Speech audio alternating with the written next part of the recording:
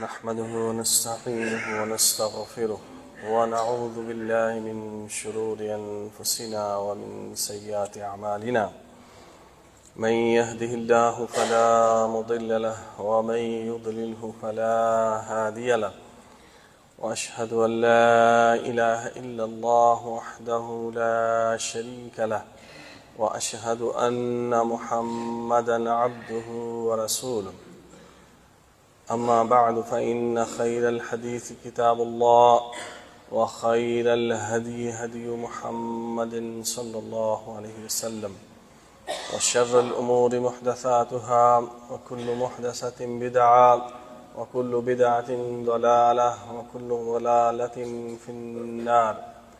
أما بعد فأعوذ بالله السميع العليم من الشيطان الرجيم، من همزه ونفخه ونفثه. بسم الله الرحمن الرحيم. يا أيها الذين آمنوا اتقوا الله حق تقاته ولا تموتن إلا وأنتم مسلمون.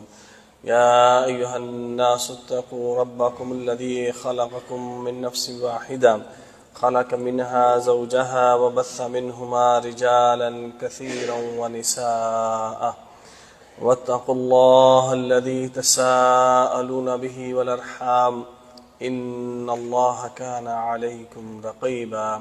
يا أيها الذين آمنوا اتقوا الله وقولوا قولا سديدا يصلح لكم أعمالكم ويغفر لكم ذنوبكم، ومن يطع الله ورسوله فقد فاز فوزا عظيما. بسم الله الرحمن الرحيم. إنا أنزلناه في ليلة القدر. ليلة القدر خير من 1000 شهر. تنزل الملائكة والروح فيها بإذن ربهم من كل أمر. سلام هي حتى مطلع الفجر.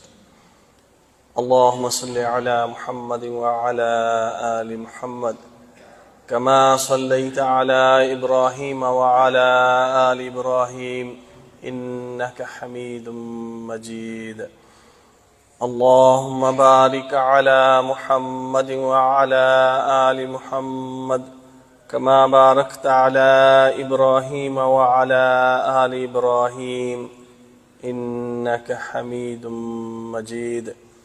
رب اشرح لي صدري ويسر لي أمري واحلل عقدة من لساني يفقه قولي.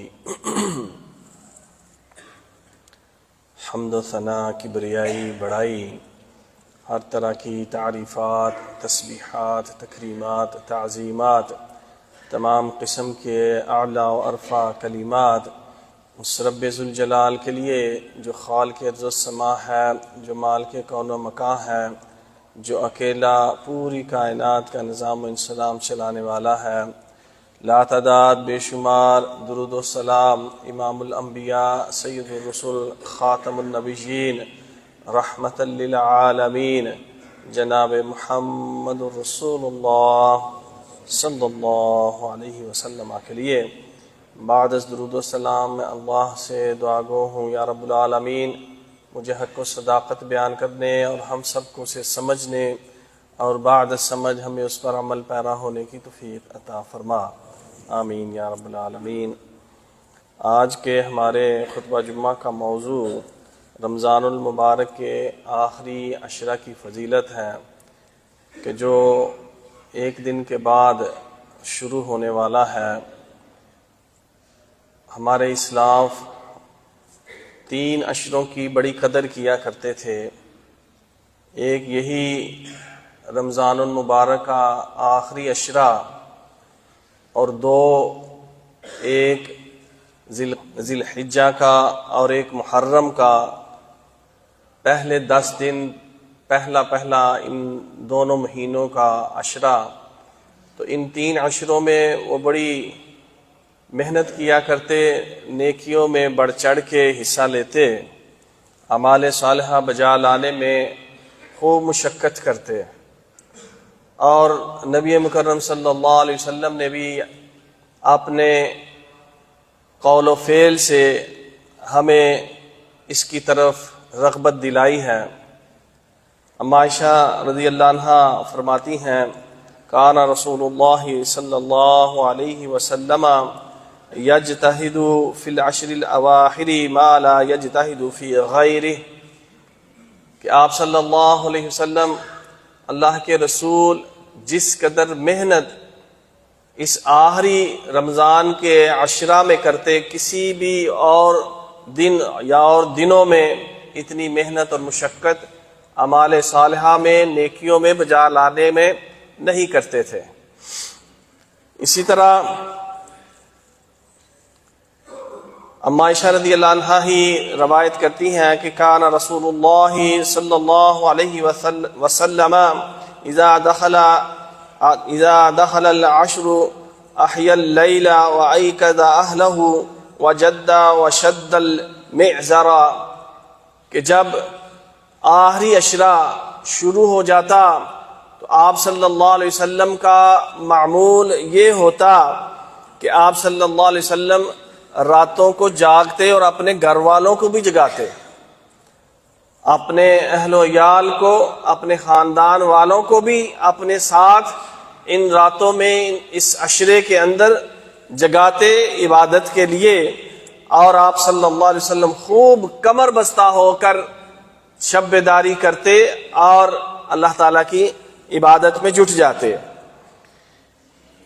تو ہمیں بھی آپ صلی اللہ علیہ وسلم کے اس قدوہ اور اسوہ کو، آپ صلی اللہ علیہ وسلم کی سنت کو، اس طریقے کو اپناتے ہوئے اس عشرے کے اندر خوب محنت کرنی چاہیے، کیونکہ کوئی پتہ نہیں کہ آئندہ سال ہمیں یہ عشرہ، یہ ماہ مبارک، یہ رمضان نصیب ہو کہ نہ ہو، کب موت کا فرشتہ آ کے ہمیں اس دنیا سے لے جائے اور اگلے رمضان تک ہم اس دنیا میں نہ رہیں، اور پھر پچھتاوے کے علاوہ ہمارے پاس کچھ بھی نہ ہو۔ تو اس لیے خوب محنت کرنی چاہیے رمضان کے اس آخری عشرہ میں، جیسا کہ آپ نے سورۃ القدر سنی کہ اللہ تعالیٰ نے اس کے اندر فرمایا لیلۃ القدر خیر من الف شہر، کہ ایسی رات ہے یہ قدر والی کہ جس کا تمہیں پتہ ہی نہیں ہے کہ کیسی رات ہے، کہ جو 1000 مہینوں سے بہتر ہے۔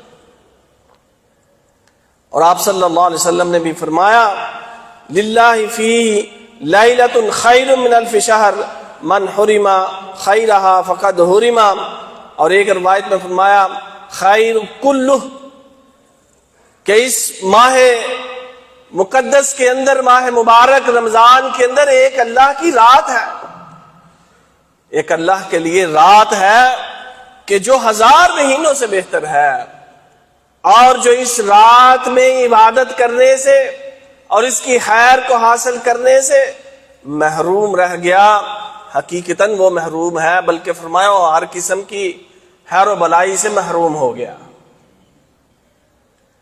تو یہ جو راتیں، یہ آخری عشرہ، یہ ہمارے لیے بڑا ہی قیمتی ہے، اس کی ایک ایک گھڑی ہمارے لیے قیمتی ہے، اس کے اندر ہمیں خوب محنت کرنی چاہیے۔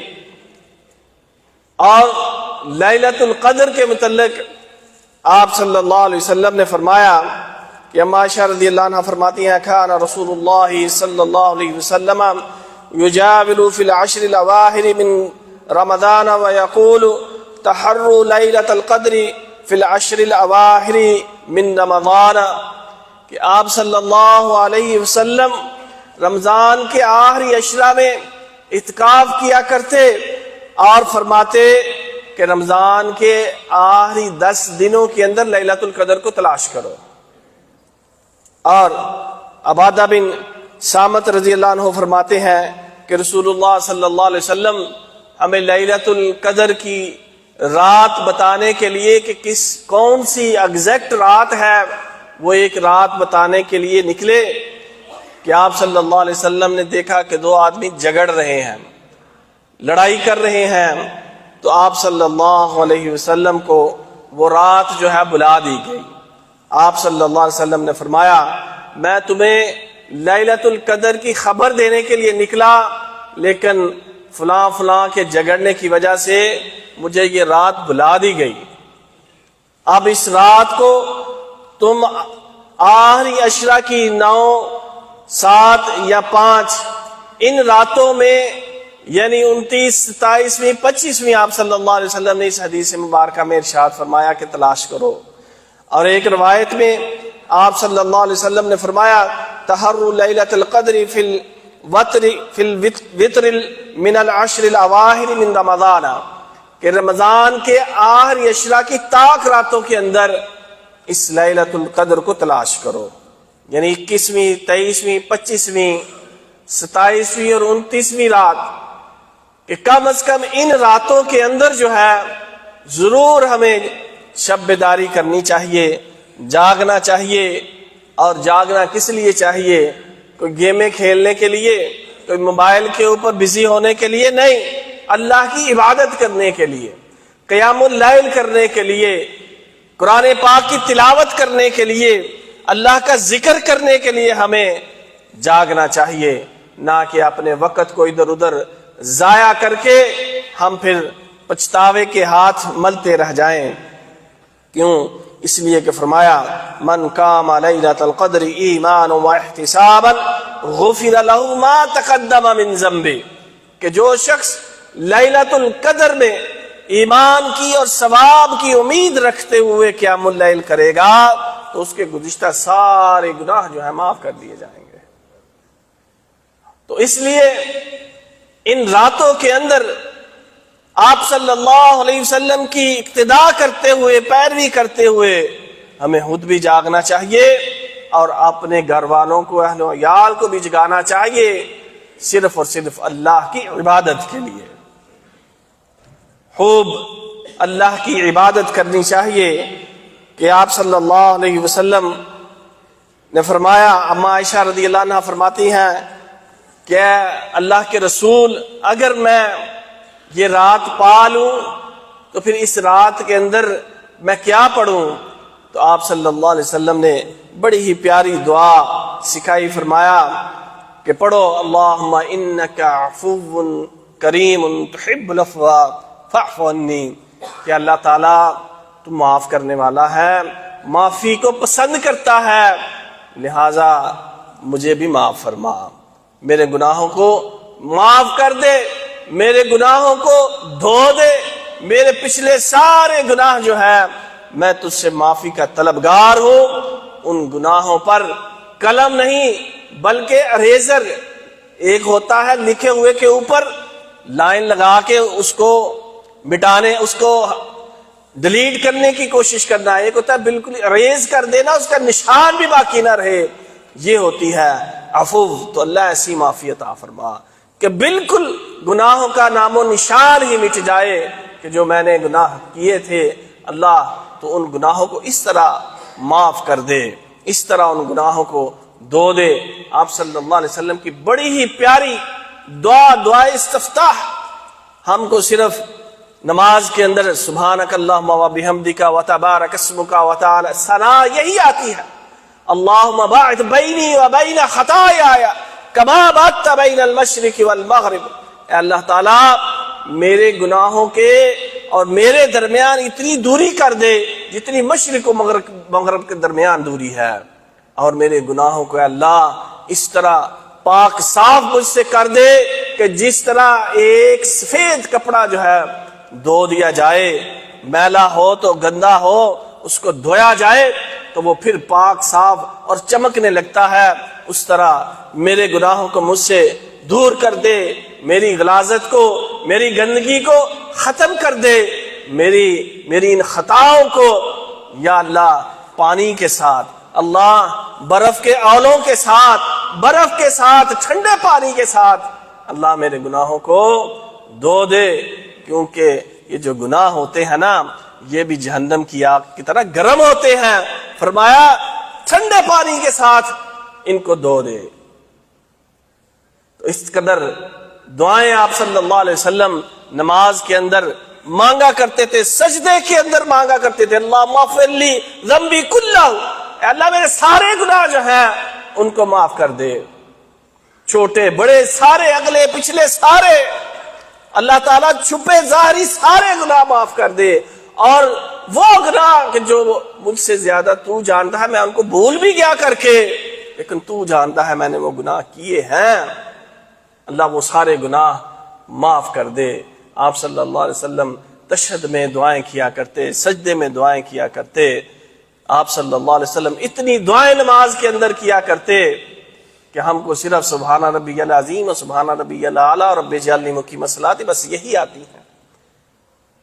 کتنی دعائیں، اتنی لمبی نماز آپ صلی اللہ علیہ وسلم کی کہ پاؤں کے اندر ورم آ جاتے، سوج جاتے آپ صلی اللہ علیہ وسلم کے پاؤں، اور اما عائشہ فرماتی ہیں کہ جس قدر لمبا قیام، رکوع بھی اتنا لمبا، تو کیا سبحان ربی العظیم ہی پڑھتے رہتے تھے اس میں؟ اور فرماتی ہے سجدہ بھی اسی طرح لمبا۔ ساری نماز جو ہے آپ صلی اللہ علیہ وسلم کی اس قدر لمبی نماز ہوتی، ہمیں وہ سیکھنی چاہیے، پڑھنی چاہیے۔ اللہ تعالیٰ سے دعا ہے اللہ تعالیٰ ہمیں ان دنوں کے اندر خوب محنت اور مشقت کرنے کی توفیق عطا فرمائے اور ہمارے گزشتہ گناہوں کو معاف فرمائے۔ آمین وآخر دعوانا الحمدللہ رب العالمین۔